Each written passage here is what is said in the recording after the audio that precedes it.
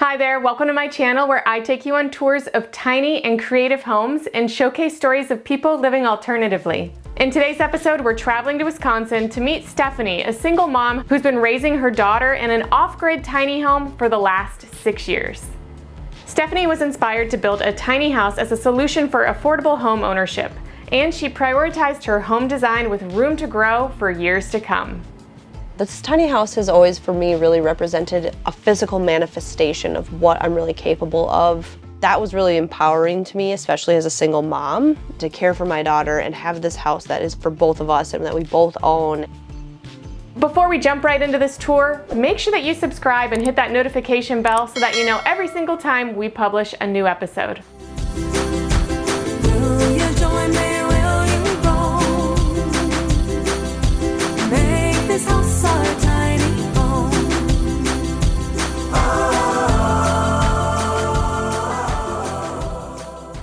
My name is Stephanie, and this is my tiny house, the Willow Tree.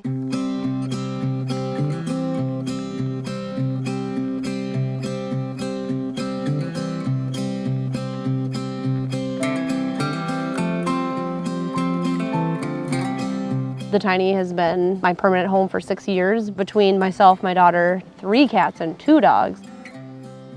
I just remember thinking to myself, well, I'm a single mom and it's so hard to afford rent. I wanted to own something, but I knew I couldn't own a house. There was just no way I had that kind of income. And so I thought, well, I could do a tiny house. And that's kind of what inspired it for me.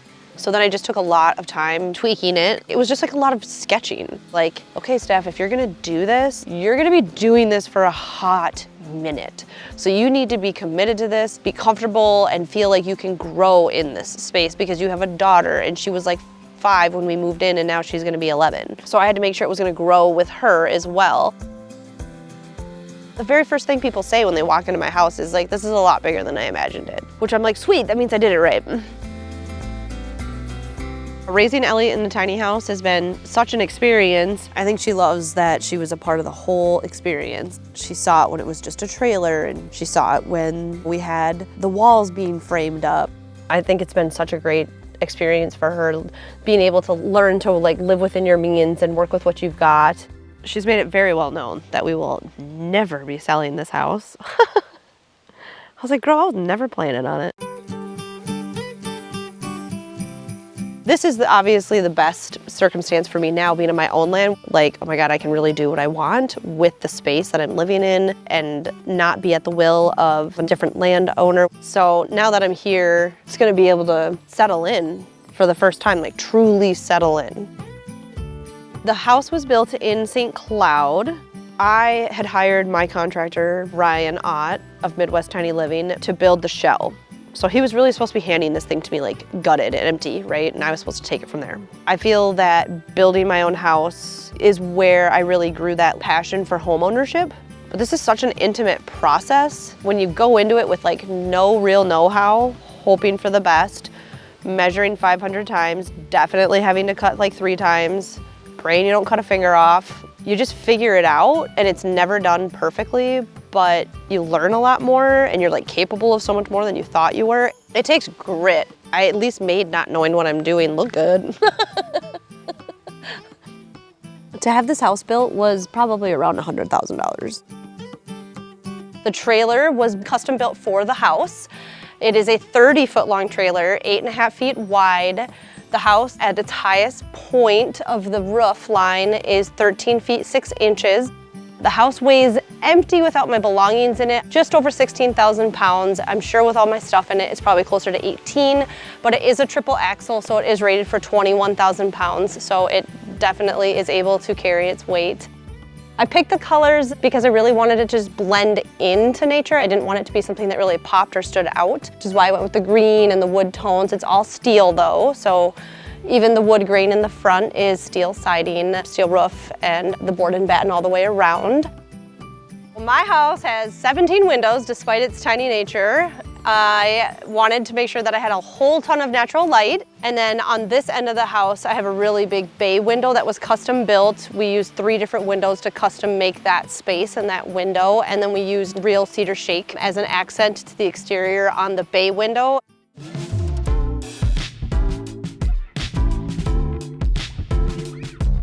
When you first step into the willow tree, you're right in the living room. So I have the 10-foot long couch, closets on both ends.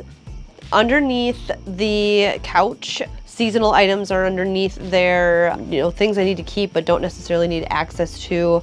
I like all the winter gear, a lot of that ends up under there during the warm season and vice versa. This is like the grab closet. This has like all the sweaters and the jackets that we're currently wearing. Under the stairs that lead to the loft, I have all of this storage. It's been open-faced storage the whole time I lived here, but I've just taken advantage of all these different baskets and chests as a means to store things, but then also have some sort of front facing that just gives it a cleaner look. We've got a step that opens up and is a shoe storage. This is an apartment-sized fridge. I intentionally wanted the fridge on top and the freezer on bottom. One of my favorite parts about the kitchen is probably the pull-out pantry, which is pretty awesome. And then it's got a little bit of storage up here as well.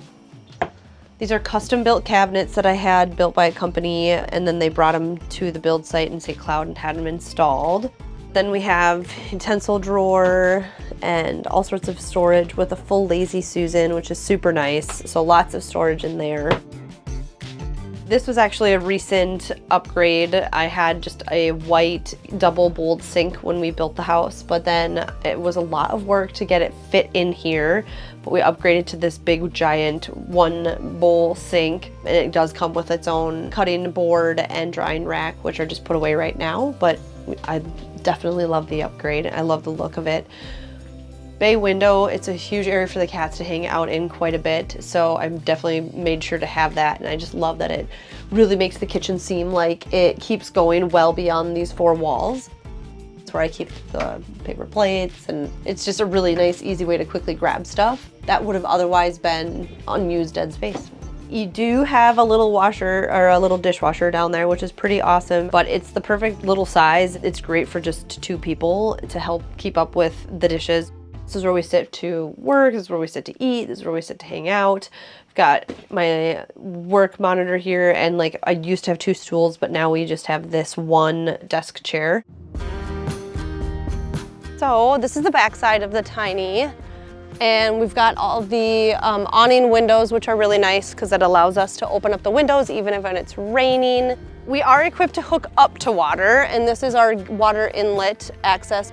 This is the tongue side of the trailer, and I built in this cedar shake shed on top. Now I just use it for various items. Probably put some shelves in here eventually just to give it a little more organization to it. So I have a mini split system, and it definitely helps quite a bit. I'd say it's definitely not something that can compete with the Midwest's extremes, because in the summer it gets incredibly hot and humid. In the winter it's below freezing, but it certainly helps quite a bit. We do use secondary heat sources on the inside, our wood burning stove, and even just like an electric heater. So the house has 4 corner jacks. I don't actually typically use them, but we just moved, so I often will use them in the beginning before I truly get the house fully leveled, and then I do my best to elevate it onto like bricks of some kind along the skids of the trailer, just to help get some of that weight off of the tires as the house is sitting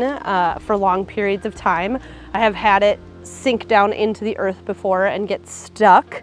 So now anytime that I move and park the house, we actually park the wheels on really, really big thick boards so that it gives the house sort of like a runway if and when it needs to move again, so it doesn't just get sunken into the earth.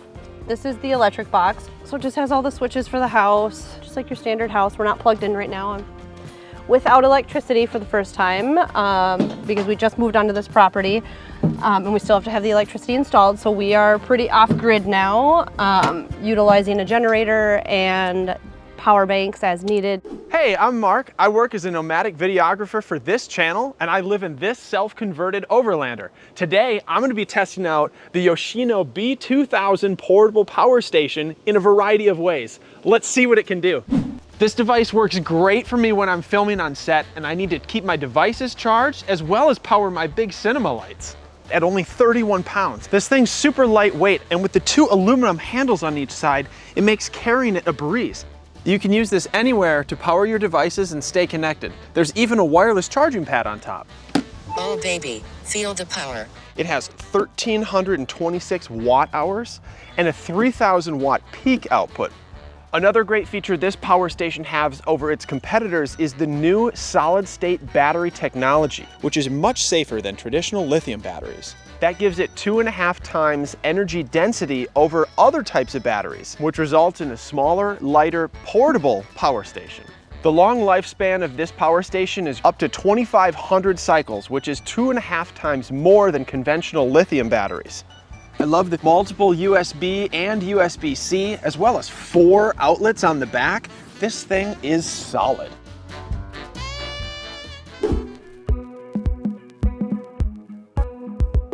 As we make our way through the living room, we kind of end up where the fireplace is. So this is the summer setup, but I have the cubic mini wood burning stove, the Cub model. So it's this adorable little fireplace, kicks out quite a bit of heat, but I clearly don't use it at all during the summer. So this is just kind of like my fun little setup that I have with some plants and some knickknacks.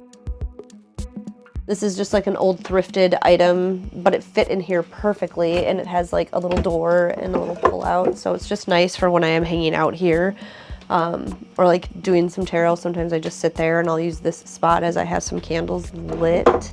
And then this we turned into a litter box station. So this little step just makes it easier for them, and the cats can go in and out. And so it just opens up on a hinge, and then I can pull out the whole box and vacuum it out and clean it out. This is the corner of the house. This is the closet that has all the utilities in it. So the propane water heater and the water tank access are in this closet. It's got all of my guitars and my ukulele hanging here. They all 3 happen to fit perfectly together. But when we just bump this out and open this door, it just shows this is the tank access, the water filter, and the tankless water heater. So with Elliot being, about 5 years old when we moved in, it was really difficult for her to carry up her own items to her room. So we developed this pulley system that allowed for her to come down here and lower a basket, put all her items in here, and then send it back up, and then climb up there and empty the basket. So the bathroom's pretty big. It's actually like 8 by as wide as the house is. And we just kind of pieced together the bathroom. Like this is a vanity that I got off of Facebook Marketplace, and just got the bathroom vanity mirror. And then we just have a simple over the toilet storage unit for like jewelry and then just various items in there.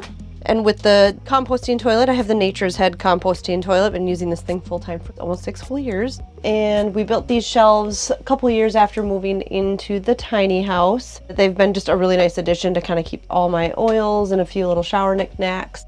And then we've got the bathroom vent up there. That's the only true like ventilation in the house. So occasionally I'll just turn that on throughout, random times just to help kind of push and move some air through the house. And this is my little miniature clawfoot tub. This was pulled out of a Stillwater home, like it was the original tub to a Victorian house. Definitely came a little worn and torn, but it's been pretty awesome as far as being able to utilize it. And then we have clothing storage. So this is a huge reason why I prioritized the bathroom being its size, because I knew that I was gonna have to store all the clothes in it. I've seen people storing their clothes in tiny houses, like up in the loft space, and I just can't imagine hauling laundry up and down and having to deal with it folded and having to like change in the loft. So I made sure that the bathroom was a big enough space for us to store the clothes and have room to change comfortably without feeling like we're changing in a closet. Just like in the kitchen, we had to frame around the bathroom ceiling, and when we popped these up, it just made us realize that we had this storage available, and so it's really convenient for me to have just like different boxes that I've saved. And it's nice because these run pretty deep. That was just incidental, and it's on both sides of the bathroom, so that kind of worked out really well and added a little bit more storage.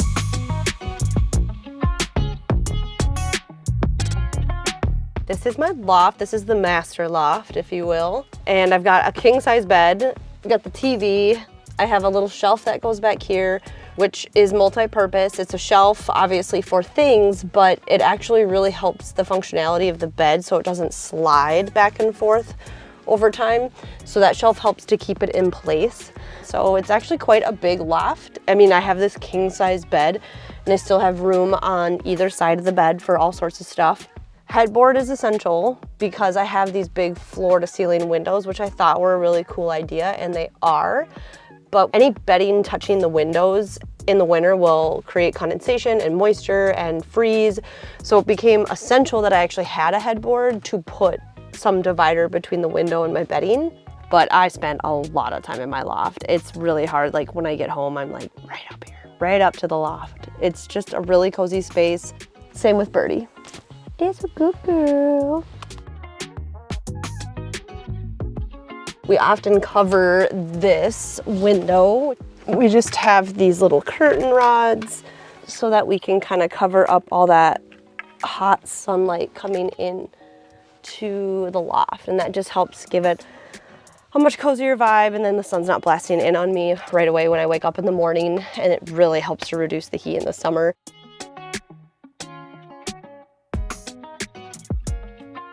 Well, we're on the roof, which is a spot I actually do hang out on quite a bit. It's always fun to just have that higher up view. I used to bring blanket up here and like a pillow so I could just really lay down and stargaze. And it's so amazing to know that like this is all untouched and that the only way it's ever gonna change is if I change it. And it's just really, really cool to know that I finally have like my own little forest, and we're gonna put in some paths so that we can hike the woods, and it's just really, really cool to be like, this is mine. It's like, it feels like my own little state park.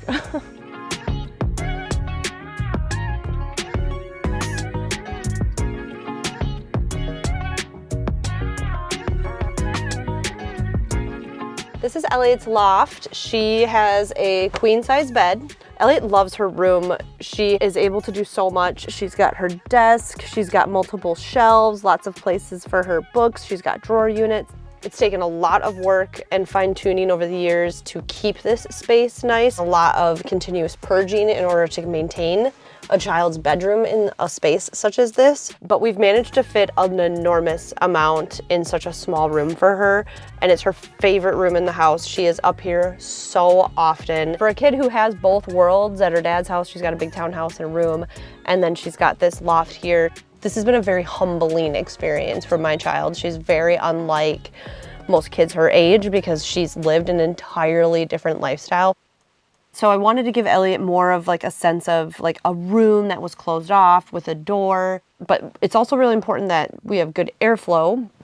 Otherwise her room would be way too closed off. So it's open right now, but we actually designed this wall so that it can fold up and become more of a private room, or she can fold it down so that we can hang out, have a more open feel, chit chat. She can sometimes sit here and use it as like a little desk, but it's pretty simple. We just simply move these pillows and we just fold this up, and then it locks shut right here with 2 latches. And this door just closes and latches. The hole is so that when she's on the other side, she's able to reach through and unlatch this.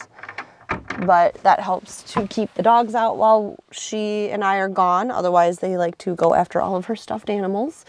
And it does kind of help deter the cats a little bit, but they can leap over this wall regardless of whether it's up and down. So she's a single kid and she definitely values the introverted part of herself. So she definitely enjoys her privacy and being able to have a whole nice, cute little loft that she can hang out up in. And everything that she could have fit here, and anything we can't fit here goes to her dad's.